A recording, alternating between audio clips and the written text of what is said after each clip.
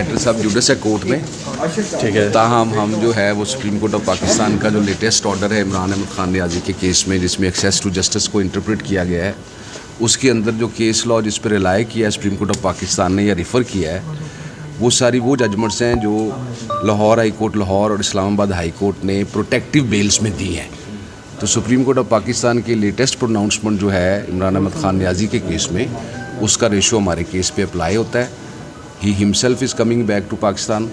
आप सबको याद होगा कि वो मुल्क से बाहर थे जब उनके ख़िलाफ़ ये तीनों एहतसाब रेफरेंसेस फ़ाइल हुए थे।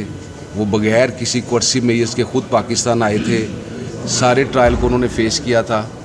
उसके बाद आपको याद होगा कि वो मुल्क से बाहर थे जब केस में फ़ाइनल जजमेंट के लिए डेट डली, उन्होंने ख़ुद एप्लीकेशन फ़ाइल की कि आप जो है वो इस अनाउंसमेंट ऑफ जजमेंट को 1 वीक के लिए डिफ़र कर दें ताकि मेरी प्रेजेंस में जजमेंट अनाउंस हो। वो एप्लीकेशन खारिज कर दी गई थी। उनकी अदम मौजूदगी में सेंटेंस और कन्विक्शन की जजमेंट आ गई। उन्हें पता था कि पाकिस्तान में लैंड करते ही उनको गिरफ़्तार कर लिया जाएगा। आप सबके सामने है कि वो उस सेंटेंस और कन्विक्शन की जजमेंट के बावजूद अपनी बेटी के साथ पाकिस्तान आए।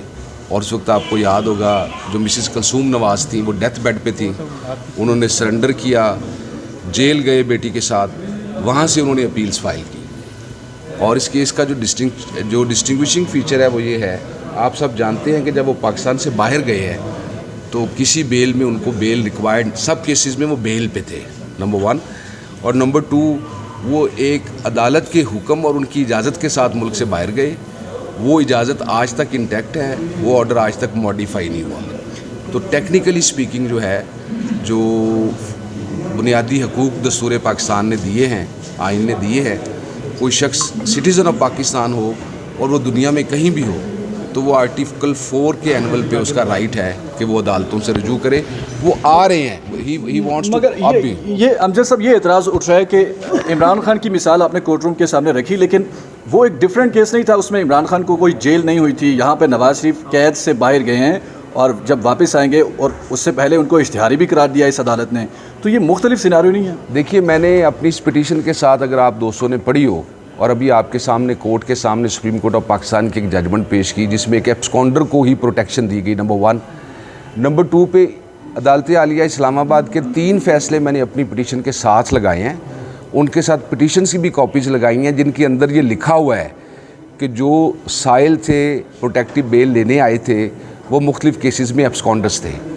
रही अगली बात कि वो उनके ख़िलाफ़ कन्विक्शन का ऑर्डर है, वो इन फील्ड है कि नहीं है, ये सारी वो बहस की बातें हैं। जब वो अदालत से रिक्वेस्ट करेंगे कि आप मेरी अपील टेकअप करें, ये सारी बातें, कानूनी नुकात अगर ये रेज किए जा सकते हैं, तो ये स्टेज वो स्टेज होगी जब वो सरेंडर करने के बाद अपनी अपीलों की बहाली चाहेंगे। नवाज शरीफ फाइनली इस्लामाबाद लैंड कर रहे हैं और इस्लामाबाद में आके सीधा अदालत में आ रहे हैं। जी, लैंड कर रहे हैं जी इस्लामाबाद में जी, और अदालत में पेश हो रहे हैं। जी, अदालत हुक्म करेगी तो अदालत हुक्म करेगी तो पेश